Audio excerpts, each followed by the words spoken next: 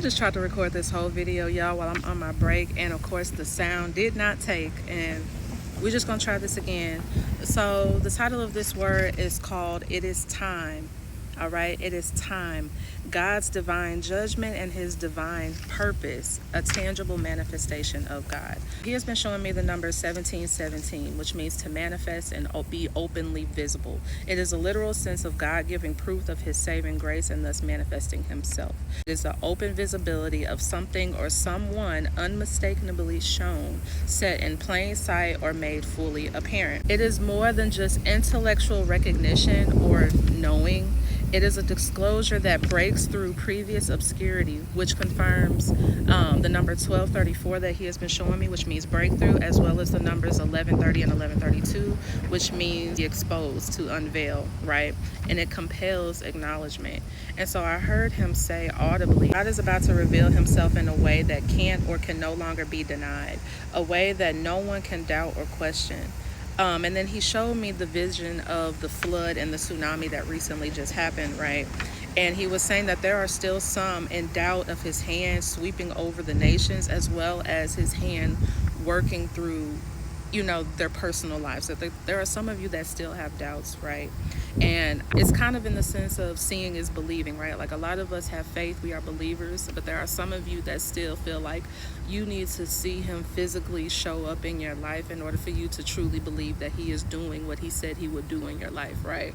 And there's nothing really wrong with that. Like, he doesn't want you to just go around having blind faith. Like, if he wants you to believe, he's going to show up and show out for you, right? He's saying, like, look, I'm about to do that for you, okay? Whatever it is that you have been believing in and praying for, he is saying that he is about to show up and show out for you. He is going to give you tangible proof, tangible evidence, all right, that he is really doing things in your life like he said he would. This corresponds with Acts 19, where it was talking about the extraordinary miracles that were performed through Paul. And it wasn't just ordinary healing and things that Paul was doing. Like, these were just very significant acts, right? And it was just a visible and tangible proof of God's power, right? The power of God working through Paul. And so for a lot of you, it's going to be that same type of manifestation, okay? It's going to be a pivotal moment for a lot of y'all. And so the other parts of scripture that he was showing me was Acts 10:40, which says God raised him up on the third day and caused him to be seen. That was literally visible proof of the works of God, right? Jesus was risen on the third day. Romans 10:20 was saying, I was found by those who did not seek me. I revealed myself to those who did not ask for me. So it's like there's a lot of you that God is literally going to reveal himself to you all. Like, you are going to see something so significant happen in your life that you cannot doubt. Like, it's going to be something that only God can do. Undeniable proof. I wrote down, God is going to reveal something that only he can do and could do in your life. And then I heard him say, then they will know that I am the Lord their God, right? So he really wants to get to a point where you just believe naturally that regardless of how your situation looks or how things are going in your life, that you know that he's still present and he is still moving in your life, right? He is going to finally give you something to hold you down and anchor you on to him, all right? I hope that makes sense. Then you will know, like, this thing that he's going to do in your life is going to be something that only God could do. It's not something that the works of man could help to come to pass in your life. Like, I hope I'm making sense. It's undeniable proof. Whatever happens in your life, he is going to need you to then hold yourself accountable and be responsible for then sharing that with the world. Goal is, and his agenda is for everyone to become believers, right? Not just you.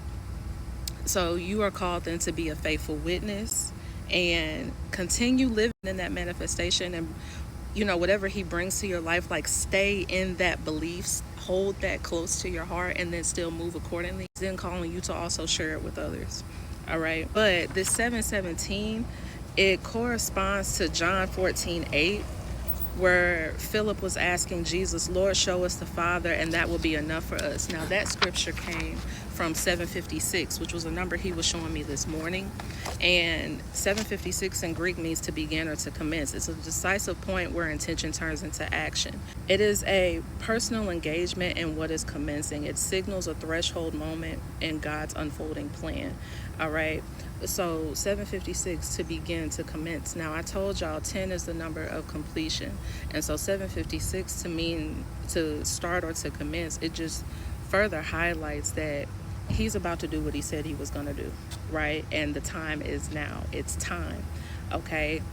Regardless of how it looks in your life, now you're going to start seeing whether it's his judgment or whether you're seeing his divine purpose unfolding. Like, it is now time for that. It's going to happen. And so then he was highlighting a new episode unfolding. So a lot of you are about to, it's about to be a new day. That's all I can say. A new season is about to, a lot of you are transitioning into a new season. This is like the next phase of your life that's about to come forth. Something new, it's going to manifest itself. And 756 is a call to discern God-ordained beginnings in all areas of your life. So you are really going to be able to see and discern and know that whatever comes forth or whatever comes next is literally going to be only from God. It's going to be the works of God. You can't give credit to anybody else for what's about to happen next in your life. And you're going to know what that is. Whatever it is that he promised you or that you're believing in him for, you're going to know that it was him. Okay.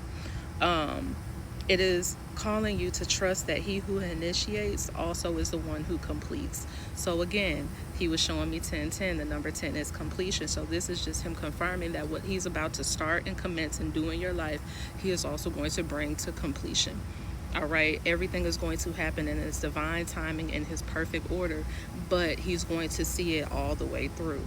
All right, he's not going to start something and then not finish it. That's not his character. Every spirit-led start in your life is grounded in the unchanging counsel of God.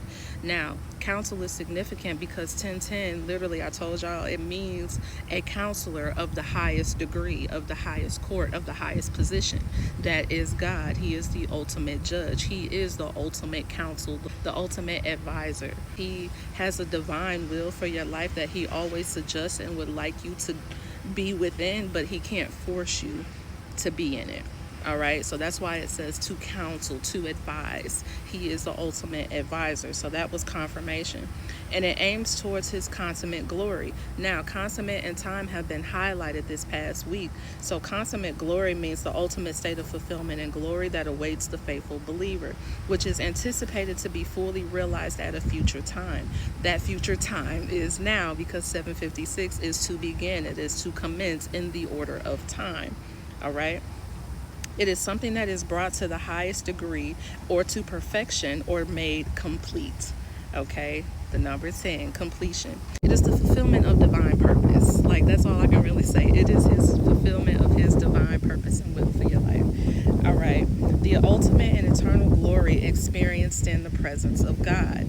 The presence of God.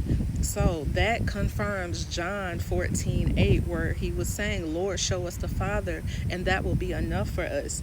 That is a desire to understand and to see the Father directly, right? The presence of God, 222, divine presence, okay? It is a desire to understand and see him directly and see what he is doing in our lives. 17:17, a direct manifestation, a tangible proof. Get ready, y'all.